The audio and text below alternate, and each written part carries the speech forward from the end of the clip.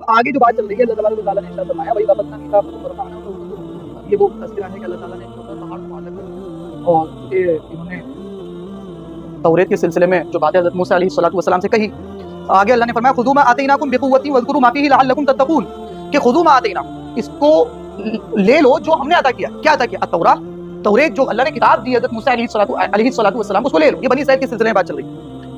بِقُوَّةٍ، مضبوطی کے ساتھ میں پکڑ لو۔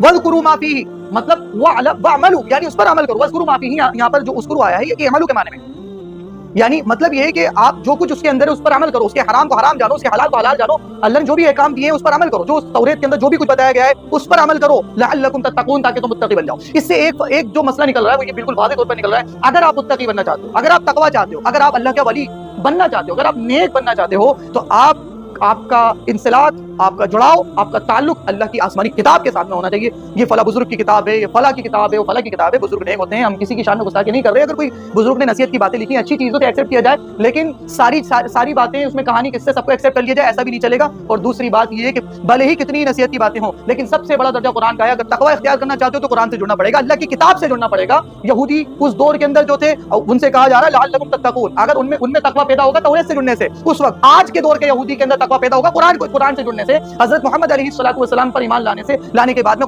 قرآن سے جڑنے سے تقویٰ پیدا ہوگا آج کے دور کے یہودی میں۔ اس دور کے عیسائی میں جو حضرت عیسیٰ علیہ السلام کے دور کے عیسائی تھے، وہ اللہ پر حضرت عیسیٰ علیہ السلام پر ایمان لائے تو انجیل سے اگر وہ جڑے ہوئے تھے عیسائی، اور بہت ظاہر سی بات ہے ان میں تقویٰ پیدا ہوگا انجیل سے جڑنے سے۔ لیکن آج کے دور کے عیسائی وہ جو ہے حضرت محمد علیہ السلام پر بھی ایمان لائے اور قرآن سے جڑنا پڑے گا انہیں، انجیل سے نہیں۔ انجیل پر ایمان ہے ہمارا، توریت پر ایمان ہے، لیکن عمل جو ہوگا وہ قرآن کریم کے اوپر ہوگا۔ قرآن